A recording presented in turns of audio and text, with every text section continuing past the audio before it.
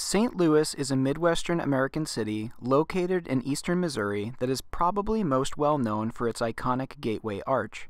In addition to being the home of the Cardinals and one of the most popular botanical gardens in the entire country, St. Louis is a unique city full of beautiful architecture, one-of-a-kind attractions, and some of the best Italian food I've ever had. During our 5-day visit to St. Louis in June of 2023, we had the chance to explore some of the city's top landmarks and attractions while enjoying plenty of absolutely incredible meals. In this video, I'll be sharing my top recommendations for things to do, where to stay, and what to eat in St. Louis. So, if you're planning your own trip to the Gateway to the West, sit back, enjoy, and maybe take some notes.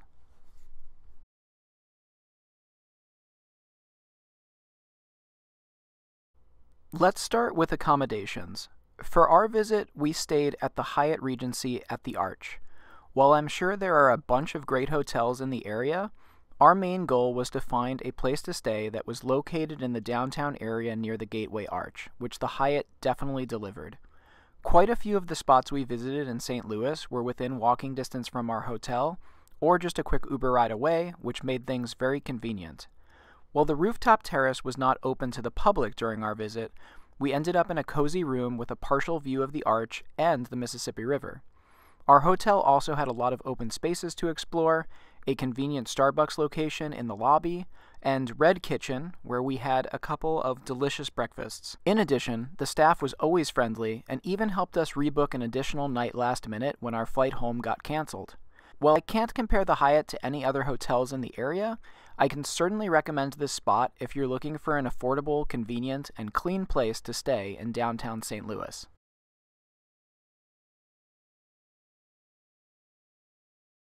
During our first day in St. Louis, we decided to start our adventure by going for a walk to explore the area around our hotel. One of the first attractions we came across was CityGarden. This publicly funded sculpture park first opened its doors in 2009. In addition to being home to a number of cool metal sculptures, CityGarden also features fountains, gardens, trees, paths, plenty of spaces to sit, and a wading pool that helped make the near 100-degree summer heat a bit more bearable. I particularly liked this majestic dinosaur-horse hybrid carrying some sort of geometric object on its back, and this magnificent fellow that looked like a cross between Abraham Lincoln and Sasquatch.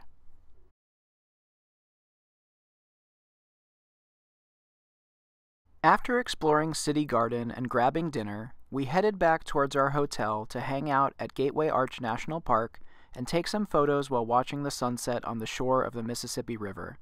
Unfortunately, we didn't realize that most of the major attractions in the city close by 5 p.m., so definitely keep that in mind while planning your trip. Luckily, a quick Google search of things to do in St. Louis after 5 p.m. led us to Pieces Game Cafe, which was open until after 11 p.m. on most evenings. This was a great way to spend our first night in St. Louis.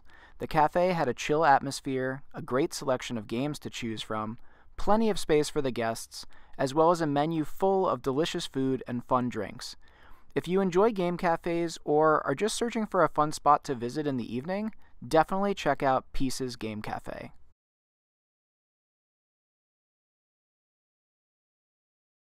We started off our second day in St. Louis by going up to the top of the famous Gateway Arch.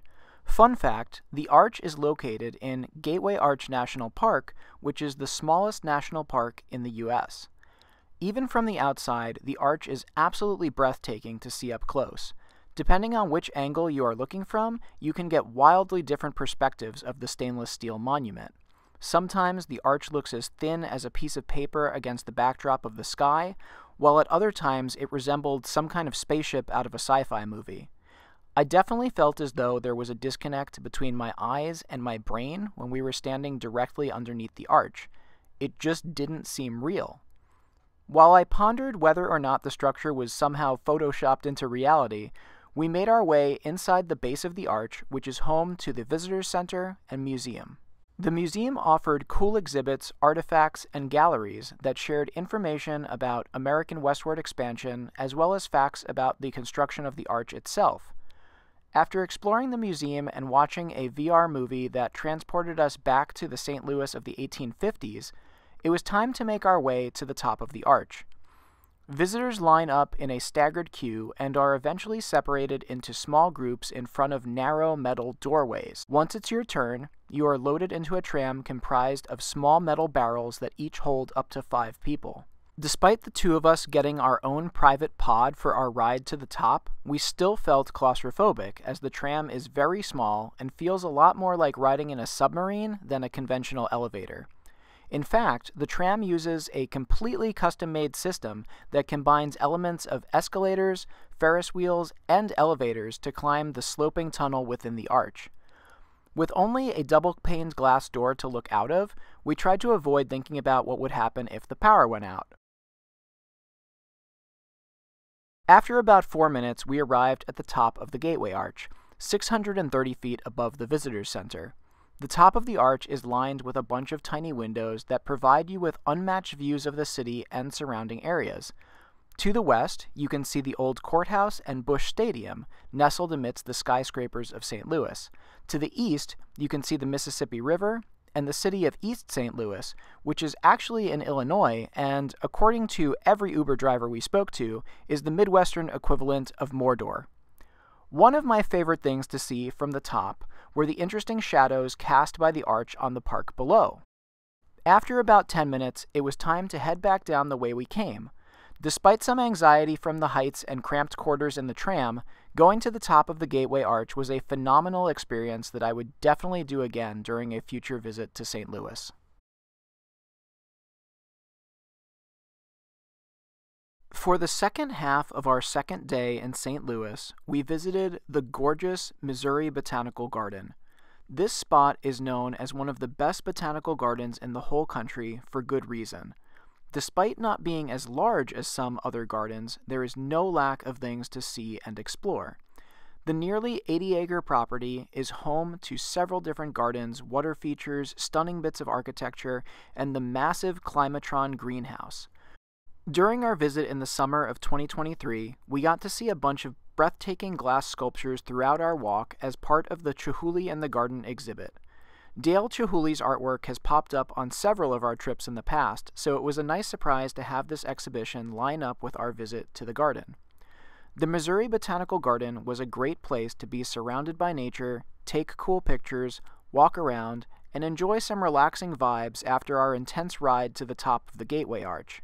One of our favorite spots was the Seiwa-en, the largest Japanese garden in North America, where bridges, islands, traditional buildings, a carp pond, and raked gravel really helped immerse us in our surroundings. You can even feed the fish and turtles while enjoying some Zen vibes. My advice for visiting the Missouri Botanical Garden is to make sure you plan to stay for a few hours to give yourself enough time to explore.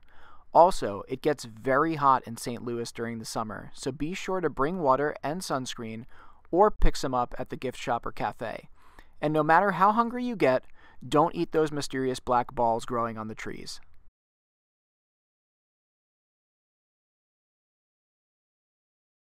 For our third day in St. Louis, we spent nearly the entire day at the City Museum.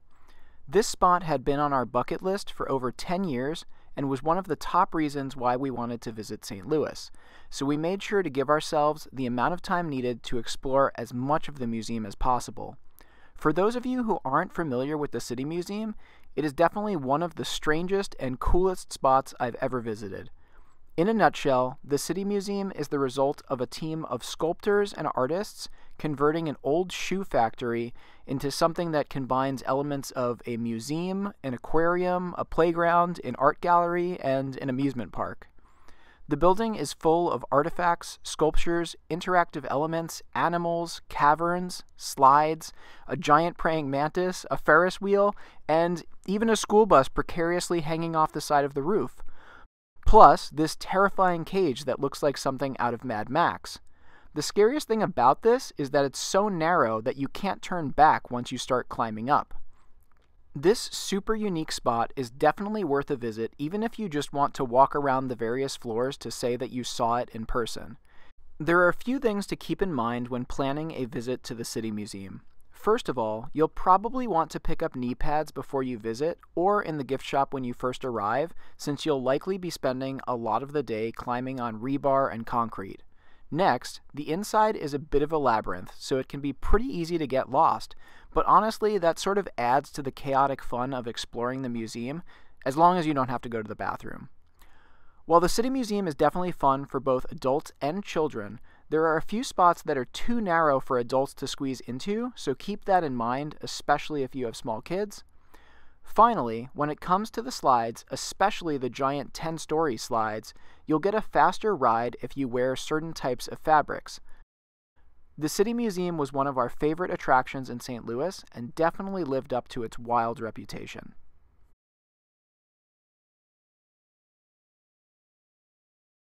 During our 4th day in St. Louis, we spent the entire day at Forest Park, where we visited the zoo, walked along the lakes, and saw a musical at the MUNY.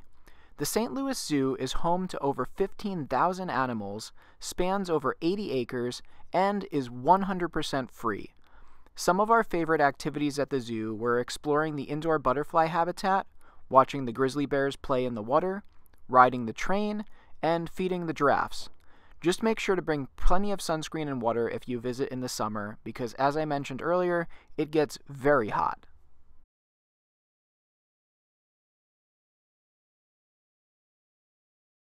After finishing up at the zoo, we had a bit of free time before our show, so we decided to explore some of Forest Park.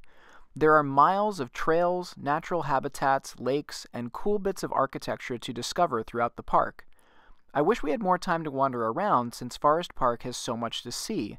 In fact, it's even bigger than New York City's Central Park. As the sun began to set, it was time to head over to the MUNY to see Beauty and the Beast. The St. Louis Municipal Opera Theater, more commonly called the MUNY, is the oldest and largest outdoor musical theater in the entire country. The amphitheater was founded in 1919 and can seat over 12,000 people. I was blown away by the architecture of the plaza that serves as the entranceway, and I loved how giant fans were used to keep the seating area cool throughout the performance. The MUNY also gets some bonus points for using the proper term for a Subway sandwich. No hoagies or heroes out here.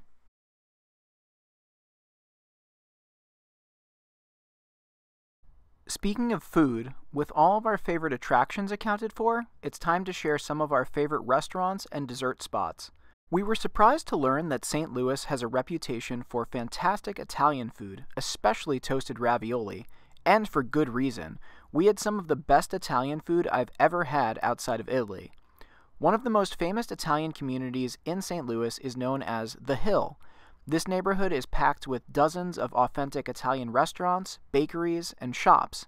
Even the crosswalks are Italian here. After a recommendation from one of our friendly Uber drivers, we tried a great spot called Mama's on the Hill. Another standout restaurant was located just outside of Forest Park. El Burro Loco was a fantastic restaurant full of vibrant decorations and some excellent Mexican dishes. We tried the fajitas during our visit, and they did not disappoint.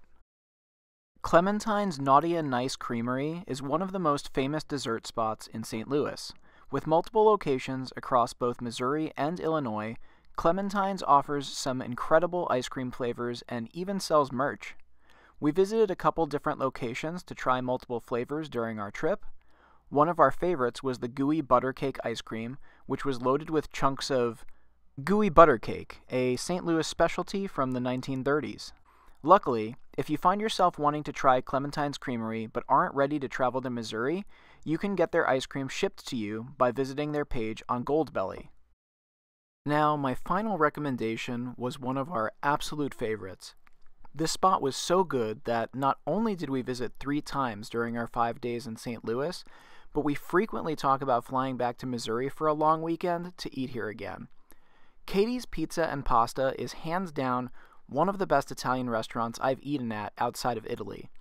After hearing about the Ballpark Village location on Instagram prior to our trip, we decided to visit Katie's for our first meal in St. Louis.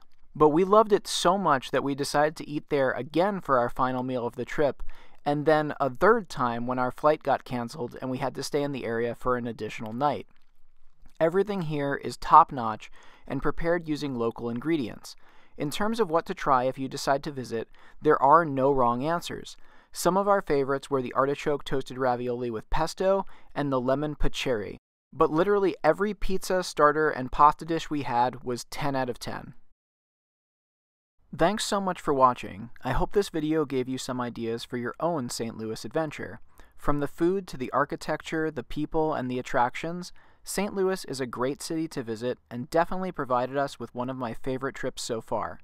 Happy travels, and see you in the next video.